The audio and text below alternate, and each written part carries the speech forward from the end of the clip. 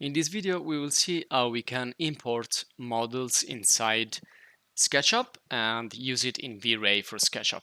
Now, we have many different options when we want to use different assets inside VRAY for Sketchup.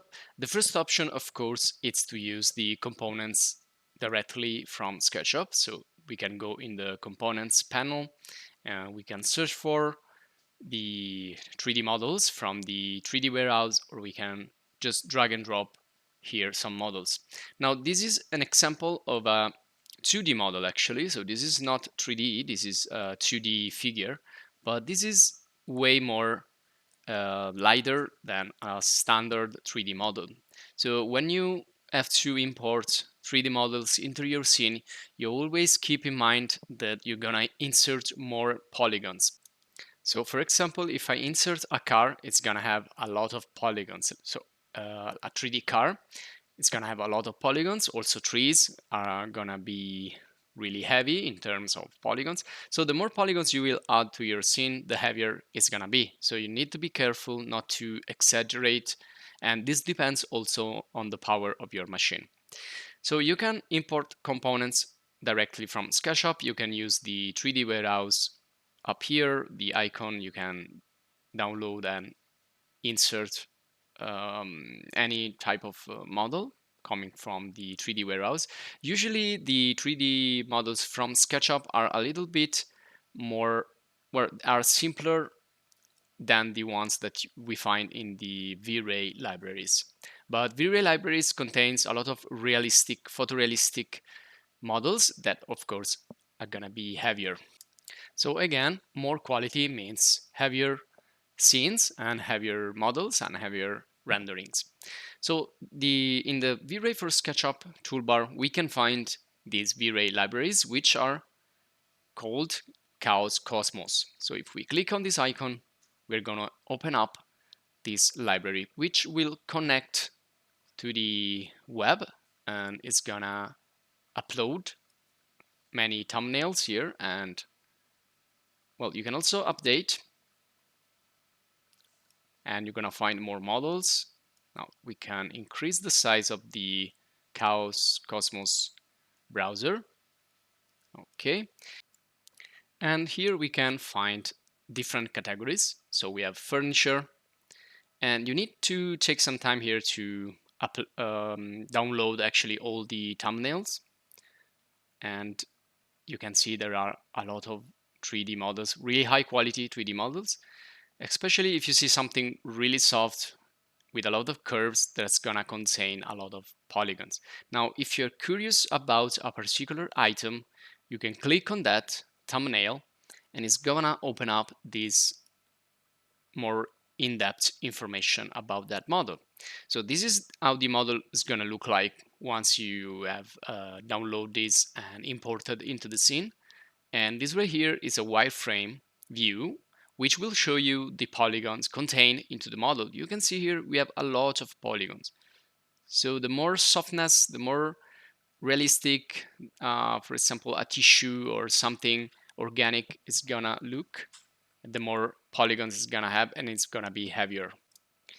So it's gonna show you also the folder where it's stored and similar objects that you can download, for example, other bedroom or furnishing that go into the bedroom. There you go. So if you want to download a model, you can click on download here, but let me show you something that I have already downloaded. Now, the heaviest models that you can download are probably the ones contained in vegetation, like trees. These are gonna be really heavy. And also people, usually they have a lot of details and they are pretty heavy. Vehicles as well. So you can see you have many different models here that you can download, try, and see if they are useful for your project. Okay, and then we have also HDRIs, which are not 3D models, but they are images. And we already talked about this, talking about the V-Ray Vision. So these are used to create image-based lighting, or IBL, and we are gonna talk about this later on. And then you have here creators. So For example, if I go to 3D People, you can see here we have all the assets from this firm. And if you're looking for something in particular, you can type here. For example, let's type tree, and it's going to show you all the trees. Now, the ones that have this blue icon here are going to be the one that you already downloaded. So in this case, I have downloaded this one here. And you can see it also has this green button, while the others have only this blue button here. So it means that you have to firstly download the 3D model that you want, and then once it's downloaded, you can insert it into your model. So if you want to see something that you already have downloaded, you can go down here and turn on this switch. So it's gonna show you, in this case, the only models that you already downloaded with this name. So you can search in the entire library, or you can search in the downloaded model. Now I can click here once it's downloaded on this green button, and it's gonna import. You can see here it's telling me that the asset import is in progress. And when it's ready, it's gonna show me the scene here, and I will place this tree. You can see that it snaps on the surfaces of the project. So let's say that I want to place it there, somewhere there in the background. Okay, and then click to place it, just as we do with standard components in SketchUp. Now you may see here a lot of differences between the model that you saw in the library and the one that you are seeing here in SketchUp. And this is the concept behind the name or the term proxy. Now, a proxy is a simplified version of something really complex like a tree. So sometimes when 3D objects are so complex, VRAY uses this proxy to substitute them into the view here, the workspace. Otherwise, we wouldn't move. We would be too slow to work here and too heavy to render the scene. So this is why proxies are used. And you can also create your own proxies, but we're gonna see this later on. Now let's concentrate on Cosmos libraries. So right now I have imported 3 trees, and I can see them, but only in the simplified version or proxy version. Now, to see them in the actual photorealistic look, I need to render. So I can create here a interactive rendering, or simply click on the classic render icon and just run a render. Okay, now we have to wait just a while, and there you go. So you can see here the tree here looks pretty good, and it has a lot of details. It has all the leaves, and you can see also the shadows here on the bottom. So everything looks pretty good and photorealistic, especially the trees. Now we can also use the VRAY vision. It's gonna take a little bit more than the usual. While the more models you will bring in, the more object it will need to pre-render or bake before you can actually see the view here. And I just wanted to show you the trees here. You can see that they look pretty nice. And if you don't have a plane, you can see also the roots. So they're pretty highly defined. And also here we can enable proxy load or not. So the proxy is gonna use this level of details. So the more we get far from an object, the less it's gonna have details. And this is a technology that is also used in video games to optimize the scene and try to keep the frame per second always around 24, 30, sometimes also 60. So it's really important to optimize in video games. And also this is the same logic of V-Ray Vision.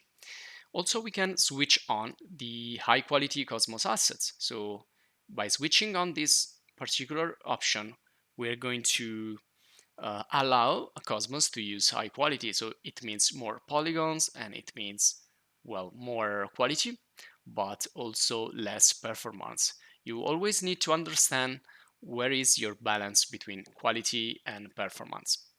Well, you can of course decrease the quality of the shadows or increase it, and well, that's basically it. So These are the two most important settings concerning the 3D models and the proxies that we will bring in our scene. Now let's go back to Cosmos. And of course, take your time because you have a lot of 3D models here. But in my case, I've downloaded this few here. And when you download a model, you can also click here and delete the downloaded asset. And these downloaded assets are gonna be stored in a particular folder. So if you go here into the settings, you're gonna see the folder where they are stored. So you can change also this folder if you don't want them to be stored right there. You can also request assets, you can give your feedback, get help, and other stuff here in this menu. Okay, now let's go back here. So I just downloaded these two, and I want to show you also the lights because lights are really important here. And well, let's switch now this off. So you can see you have many lights that you can use, and all of these lights, they are not just simple 3D models, but they also emit light. So they are actually contributing to the lighting of the scene. So this is something that you can start if you want to start to explore the lighting part, but we are going to talk about lighting in later videos. But let me show you how it works here with this light that I have just downloaded. So again, I want to filter, and this is the one that I already have. And again, I click here to import it, and I place this light just there on the wall. Now this is a wall light. Now these are objects like any other object in Sketchup, so you can transform, you can move, rotate, scale. So sometimes they are not positioned in the correct orientation. You just need to rotate them and place it however you want. And once you do that, let's see this result. So I'm going to render with the VRAY frame buffer here and create a new render. There you go. You need to, okay, now this is my light. And you can see it's already emitting light. But the standard model usually is not so high in the intensity. So I will show you how you can change the intensity, but you can see here already that it's working. Now, if you want to see this more, I can stop now the standard render here and create region just to focus on the part that I need. So with the render region, I'm gonna focus on that light and start to work with that light. Now, of course, if you change the scene, well, let's delete everything and let's start all over. So if I go to the shadows here and create a night scene, then I'm gonna see better the artificial lights. But again, we're going to talk about lights and natural lights, artificial lights later on. Now I want to run an interactive rendering because when I have an interactive rendering on, I can make some changes, and this is going to show up real quick here in the interactive view. So you can see here is looking like a night scene, and now I can definitely see the light better. Now to edit this, I cannot do this directly from the window here or from the viewport, SketchUp viewport. So what I need to do is I need to go into the VRAY asset editor. And from here, I need to locate the asset that I need to change.